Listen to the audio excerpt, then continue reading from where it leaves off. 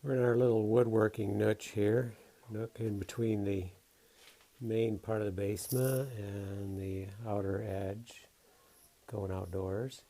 Turn this into a little work area here, working out well. That way the dust doesn't get in there where Amy's painting. So we're ready to start the top. This is what the bottom part is going to look like. This will go, the floor will be here on the porch. This will be one of the posts. And then this part will sit on top of here. And that'll get us a good 36 inches about. So here's the part I'm a little concerned with. So we had to start cutting these because I put in more posts. So this needs to be cut in half. And the issue is we need to, you can see how it's put together here. It's really, that top piece is really 4 pieces, really even more because there's a piece missing underneath here. So we have lots of nails, and that's what I'm a little bit worried about. As soon as I start hand cutting through this, I'm a little worried about hitting nails, so that's going to be something to keep in mind as I'm cutting. And as soon as I feel one or hear one, I got to stop and go at it a different way or try to pull them.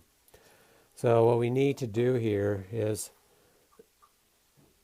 the way the posts are made, they have those moldings coming out. I think what we have to do is cut this one right here. Now this first piece I'm going to try is a straight angle.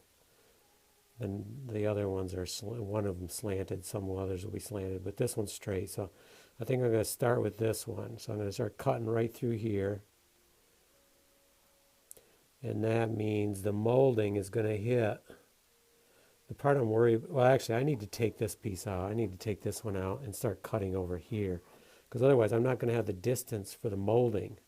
The one molding sticks out. So I need to get as close to this edge as I can. Maybe I can remove all these nails and get right on the edge. Then down here I'm going to slant it from here over. Because this doesn't have to be even with that. This one could have an angle right here. But this has to fit the post. This already fits the post, so this one doesn't have to. This bottom does not have to. But this needs to fit the post because that's where we're going to screw it in. So I'm going to remove these nails. Probably remove this spindle, which is already loose. I can pull that right out. And then I'm going to start cutting this top and try to get as straight as I can.